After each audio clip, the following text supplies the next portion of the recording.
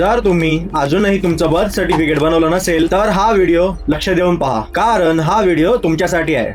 नमस्कार मित्रांनो, माझं नाव संकेत आणि मी एक डॉक्युमेंट कन्सल्टंट म्हणून गेल्या 8 वर्षात काम करत आहे. आज मी तुम्हाला एक अशी गव्हर्नमेंट अपडेट देणार आहे जी तुमच्या येणाऱ्या प्रत्येक डॉक्युमेंटसाठी खूप गरजेची आहे. 1 ऑक्टोबर 2023 पासून गव्हर्नमेंटने बर्थ सर्टिफिकेटला एक सिंगल डॉक्युमेंट म्हणजेच सिंगल प्रूफ ऑफ एज घोषित केला आहे. याचा अर्थ असा आहे की तुम्हाला प्रत्येक ठिकाणी बर्थ सर्टिफिकेट असणं गरजेचे आहे, म्हणजेच अनिवार्य आहे, म्हणजेच मॅन्डेटरी आहे. चला पाहूया हे कुठे कुठे मॅन्डेटरी आहे. सर्वात प्रथम बर्थ सर्टिफिकेट असल्याशिवाय कोणत्याही स्कूलमध्ये ऍडमिशन मिळणार नाही. दुसरं म्हणजे पासपोर्ट ऑफिस मध्ये बर्थ सर्टिफिकेट एक प्रायमरी एज प्रूफ म्हणून मॅन्डेटरी असतो. तिसरं म्हणजे नवीन जन्मलेल्या बाळाला त्याचे कोणतेही डॉक्युमेंट बनवण्यासाठी जन्मदाखला हा कंपल्सरी असतो. एक्झाम्पल मध्ये आधार कार्ड बनवण्यासाठी जन्मदाखला हा मॅन्डेटरी असतो. आणि चौथं म्हणजे कोणत्याही गव्हर्नमेंट जॉब मध्ये जेव्हा डॉक्युमेंट व्हेरिफिकेशन होतं तेव्हा प्रायमरी एज ऑफ प्रूफ मध्ये बर्थ सर्टिफिकेट हे मॅन्डेटरी असतं. आता लक्ष देऊन ऐका. ज्याचा जन्म 1 ऑक्टोबर 2023 च्या अगोदर झालेला आहे त्याच्यासाठी वर दिलेल्या 4 ठिकाणी बर्थ सर्टिफिकेट असणं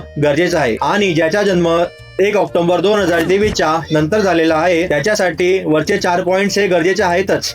पण त्याच सोबत marriage registration, voter ID, driving licence आणि जवळपास प्रत्येक ठिकाणी बर्थ सर्टिफिकेट हे मॅन्डेटरी आहे. जर तुम्ही हा व्हिडिओ इथपर्यंत पाहिलाच असेल तर चॅनलला सबस्क्राईब करा आणि या व्हिडिओला लाईक करा. ह्यात तुमचाच फायदा आहे. असेच इन्फॉर्मेटिव्ह व्हिडिओ अजून येतील तुमच्या सेवेत. आणि हे लक्षात ठेवा, जे 1 ऑक्टोबर 2023 च्या आधी जन्मलेले आहेत त्यांना बर्थ सर्टिफिकेट बनवणं कंपल्सरी आहे. पण ज्यांचा जन्म 1 ऑक्टोबर 2023 नंतर झालेला आहे त्यांना हे मॅन्डेटरी आहेच.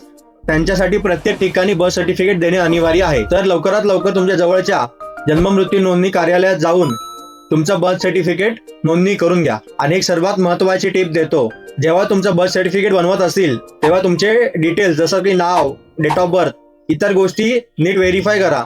कारण की नेम आणि डेट ऑफ बर्थ हे बर्थ सर्टिफिकेट वर नंतर करेक्शन करणं भरपूर कठीण आहे. नाहीतर तुम्हाला माहितच आहे यांना पगार जास्त असतो पण काम असे करतात जसे काय आमच्यावर उपकार करत आहेत. आणि ह्या प्रोसेस बद्दल जर तुम्हाला काही प्रॉब्लेम येत असेल तर डिस्क्रिप्शन मध्ये मी माझा ईमेल आयडी टाकत आहे. जर कामाचा ईमेल असेल तरच त्याच्यावर ईमेल करा आणि फॉलो करायला विसरू नका. शेवटपर्यंत पाहिल्याबद्दल धन्यवाद.